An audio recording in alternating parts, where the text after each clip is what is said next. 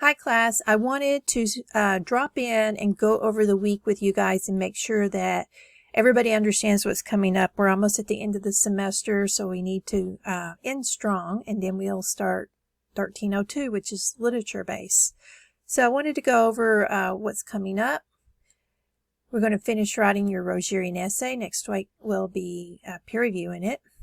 And let's see. Well, I'm going to skip objectives. I'm going to go down to the checklist. So you should have submitted your discovery paper by now, and there are links from last week. I think I copied them over from this week on how to use the MLA guidelines. I put a link up to the TCU PowerPoint. It's a really long PowerPoint, but the first or second slide has an index. So if you want to know how to cite a book with two authors, you just look there and it'll tell you what slide it's on, and you can go to that slide. Quoting sources and MLA style guidelines. I will be looking, expecting you to quote a source and looking to make sure you know how to quote a source. You know how to lead in. You don't drop it in by itself. You got to attach it to your voice. And you need a follow-up sentence applying the quote to your point. Why did you use this quote? Then we'll probably have maybe some lessons next week to edit your paper and go in and, polish it up and turn in the best paper you can, because this one you can't revise. Make sure you review the assignment before you turn it in and you've got everything covered. There's some helpful PowerPoint links below. I tried to embed them and I couldn't, so I could only give you the links, but they're super good. A friend of mine made them, and she shared them with everybody in the department, and they're really good PowerPoints, and you should take a look at them. They're better than ones I make, for sure. Okay, we got evaluate your sources and do the dual entry forms. On two of your sources, it should be one of the sources that supports your point of view and one source that supports your opponent's point of view. Make sure you cite them in MLA. You can also, when you're finding them on the library website, there's a little folder usually to the right of the source. Sometimes it's at the top or the bottom, but usually to the right. And it says Cite. And you can click on it, change it to MLA 8th edition, and it will show you how to cite a source in MLA. I'll probably make a recording, a short one of that, and post it, so you'll know how to cite that. If you want to revise your literacy narrative, you need to get on the ball. It's due Sunday night, and it has to be submitted to a writing center, and you have to provide proof. You can do a screenshot and copy it right into the paper, at the end of the paper for me. So if you can send it to the 24/7, the Tutor 24/7, which is over here on the left, or you can send it to the TCC Writing Center, which I put that link in the first or second lesson. You can Google it also. The Little Seagull, you've got two lessons, evaluating sources and integrating sources. You need to learn how to integrate a quote or integrate a paraphrase and cite it. So the discovery paper, you should have already uploaded it, and I just finished reading your research proposals. Some of them, 2 or 3, I couldn't open. And so that's an issue. I can't read it if I can't open it, and the syllabus says you need to upload it in a Word doc. You could upload it in a PDF, and I can read the PDF. So I've emailed those of you whose file I could not open. There are a lot of you that are doing animal testing, and I think maybe some class there had a section on animal testing. So I guess a lot of you are thinking of recycling some information. It's too late to change the topic. I would have preferred you picked a fresh topic, but make sure you're aware that you cannot recycle that paper. Whatever paper you wrote, you cannot recycle it. This has to be a whole new paper on the animal testing. So the Rogerian essay, just go through here and look, make sure you got it all right and you fulfilled all the terms of the assignment. This is just a general outline, but I'll go over it in detail below. These are some really great links. MLA format right here. You can go to this PowerPoint, and she did a really good job. It's very neat and tidy, a lot nicer than mine. And that's her name right there. So yeah, here's the works cited. So there's a really good example on how to do the works cited there. So it's a good PowerPoint. And then you have one that's just a works cited page that you can look at.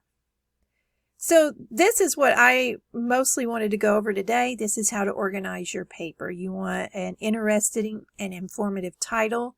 Then your introduction, you want to present two sides. You want to say there's an issue, there's a problem, and there are two opinions or more on how to settle this problem. So one interesting one that I've come across is this Save Our Mustangs protest that's going on in the Midwest, all the way from the Midwest to California. There's government land, and these Mustangs are wild and running free. Here's the problem, is the ranchers around there have government contracts to run their cattle on that land and let their cattle graze, fatten up. But the Mustangs are eating all the grass, and when the Mustangs eat the grass, they pull it up by the roots. That means the grass doesn't grow back. So that's a problem. There's not enough food for the cattle and the Mustangs. A lot of the Mustangs are dying of starvation. And then there's these ranchers. One of the solutions some have is to go in and round up the horses and auction them off for adoption. So there's a really neat documentary, if you guys ever want to watch it. These guys are from Texas. I watched it about 4 or 5 years ago, so I can't tell you where. I don't remember. But they graduated high school, and they decided to take their Mustangs that they adopted and trained and make a statement and ride them from Texas to Montana. And it's just all about their journey. It's a pretty neat little documentary you guys might like to watch. And it's really, they have problems along the way. This is the Mustang. Here's the Mustang argument.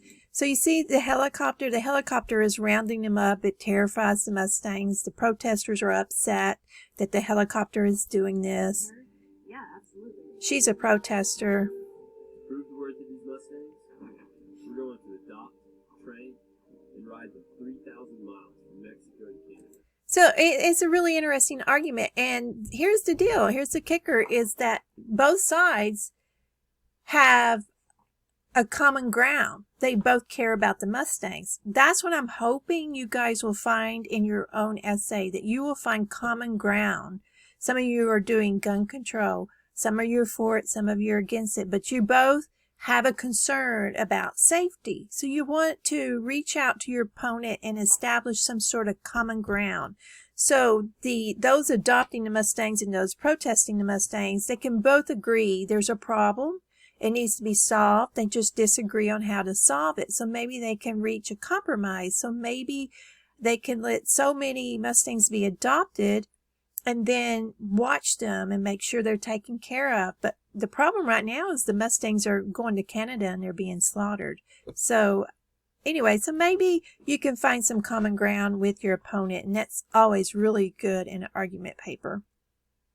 So if you were writing a paper about the Mustangs, your introduction would say, hey, here's a problem about Mustangs. There's too many. They're starving. There's not enough food for the cattle and the Mustang, and the ranchers are dependent upon the land because they cannot really feed all that cattle. They're depending upon the cattle to eat the grass, and then the grass will grow again, and the next season they'll eat the grass again.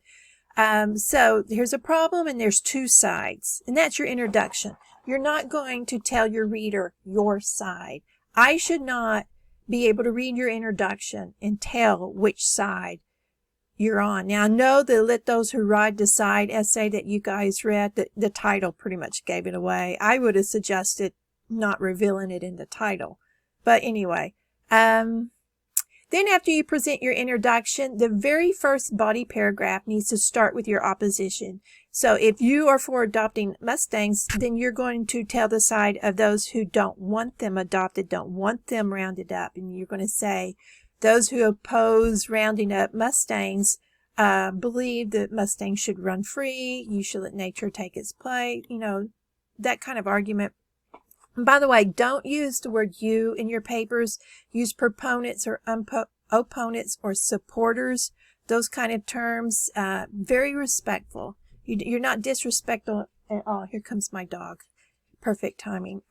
So you don't be the whole point of this is to have a respectful debate with your opponent, which we wish would happen in politics, right? And so let's demonstrate it here in this class how we can do that. So you don't say those idiots, or they mistakenly believe, or they have this absurd notion. You don't use any of that kind of terminology. You're very respectful. Then you transition and you point out where they have points. They are right. There is an issue. There is a problem with the Mustangs. They need to be healthy. They are free, and we all respect that the beauty of America and the Midwest is that we have these Mustangs running free, and they're beautiful whenever you see them all running together. So you just point out where they have a point. And then you transition from that to your position. And it's at this point you can put your thesis, or you can put it at the end of the paper. But I would like for you to underline it or bold it, make it stand out so I can see it. So then you start explaining your position, and you validate your position on why it's a good position. Number 6, you don't have to do. This was on something I looked up, and some people were suggesting this as part of the essay. I've never had students do it before, but I included it. And so if you want to have a back and forth argument with your opposition, you would do that next. And then talk about the benefits of your position. And if you want to end with your thesis there, you can include your works cited. Make sure that you fulfill all the parameters of the assignment, which is up here. My other dog is here crying. He says, I've run out of patience. I've included some introductions from previous students so you can go through and read them. Hopefully, reading them, that you'll be able to see that you can't tell which side of the debate that they're on.